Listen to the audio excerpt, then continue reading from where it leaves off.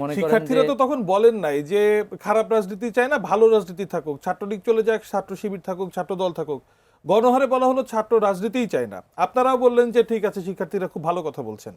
তো তাহলে পরবর্তীতে কার্যক্রম আপনাদের দিক থেকে গুটিয়ে নিলেন না কেন? শিক্ষার্থীদের সাথে তো একাত্মতা ঘোষণা করলেন। এখন এই যে শিক্ষার্থীদের সাথে একাত্মতা ঘোষণা করা হয়েছিল, শিক্ষার্থীরা তো একটা ট্রমার মধ্যে ছিল ওই সময়টাতে।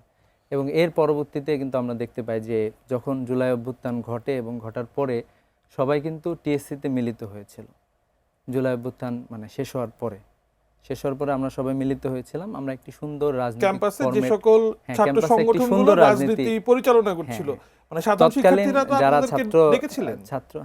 মানে সাধারণ শিক্ষার্থীদের আহ্বানে আপনারা এসে বললেন যে আমরা এখন ভালো রাজনীতি করবো, এমন কিছু? হ্যাঁ, ওই দিন তো রাত্রেবেলা নাসির ভাইরাও ছিলেন এবং বাংলাদেশের সকল ছাত্র রাজনৈতিক সংগঠনগুলোই ছিল টিএসসিতে, এবং আমরা চাইছি যে আমরা একটি নতুন রাজনীতি বিনির্মাণ করব। এর জন্য আমরা অনেকভাবে চেষ্টা করেছি, স্পেশালি ছাত্র শিবিরের পক্ষ থেকে চেষ্টা করা হয়েছে, এবং আমরা কিন্তু একটা পরিবর্তন আসলে দেখতে পাই।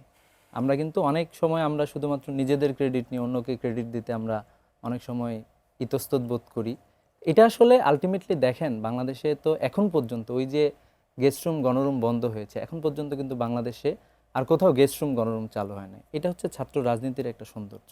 আমি মনে করি এজন্যই এই যে বাংলাদেশ থেকে ছাত্র রাজনৈতিক নেতৃবৃন্দ গেস্টরুম গণরুমকে বিতাড়িত করলো, আমি মনে করি এজন্য ছাত্র নেতৃবৃন্দের মানে সবাইকে অ্যাপ্রিশিয়েট করা দরকার যে আমরা আসলে এই জুলুম বঞ্চনা থেকে বের হয়ে আসছি, আমরা একটা নতুন ধারা তৈরি করতে যাচ্ছি।